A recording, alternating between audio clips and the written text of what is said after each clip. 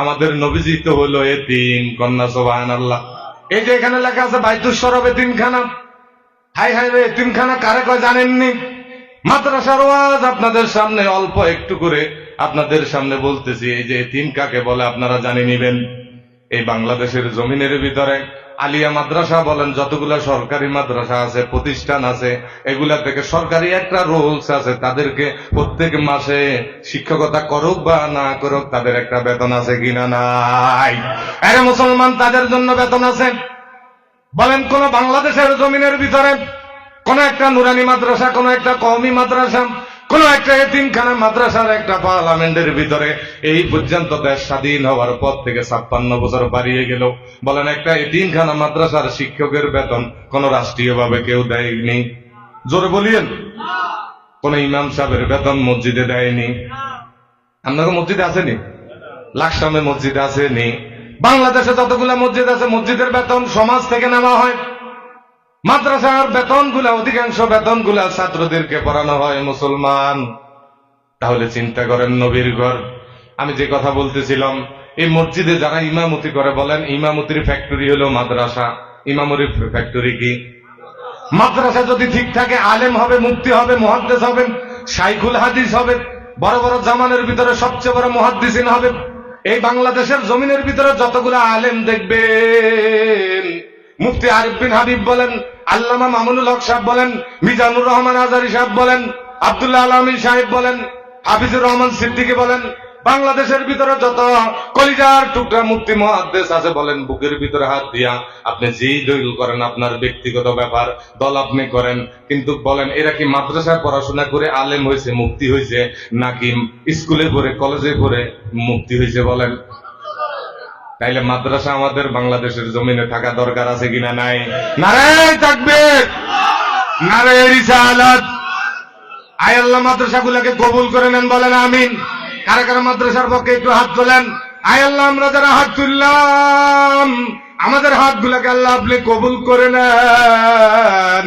আয় আল্লাহ, আপনি দেখতেছেন, আপনি আমাদেরকে মাফ করে দেন। মাদ্রাসার উদ্দেশ্যে আজকে মাহফিল, আল্লাহ আপনি মাফ করে দেন।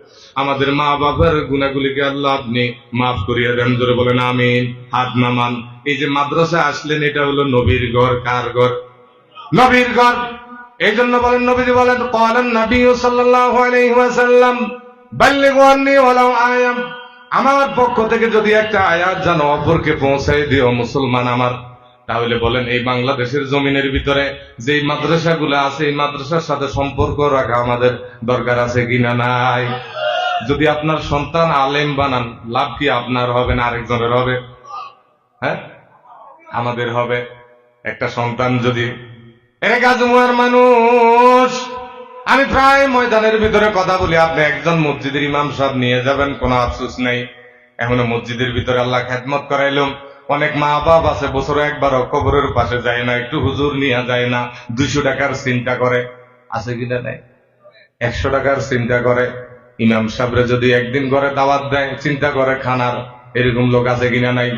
আবার এমন লোক আছে যারা চিন্তা করে না, চিন্তা ছাড়া পকেটের ভিতরে হাত দেয়, আলেমদের হাতের ভিতরে দিয়ে দেয়। জোরে বলেন সুবহানাল্লাহ। আমার নবীজি বলেন, ইন্নাল উলামা ওয়ারাসাতুল আম্বিয়া কাম্বিয়া বনি ইসরাইল। নবীজি বলেন, একজন আলেমকে যদি কেউ মুসাফা করলো, আলেমের সামনে যদি যায় কেউ বসে, তার সগীরা গুনাহকে আমার আল্লাহ রাব্বুল আলামিন মাফ করিয়া দেন। জোরে কর না। এরে ভাইরাম, আলেমের চেহারার দিকে যদি তাকায়, সগীরা গুনাহ মাফ। আলেমের সাথে যদি কেউ মুসাফা করে, নবীজি বলে আমি নবীর সাথে সে মুসাফা করলো। আর কেউ যদি আলেমের মজলিসের মধ্যে বসে যায়, সে যেন আমি নবীজির মজলিসের মধ্যে বসে গেল। সুবহান।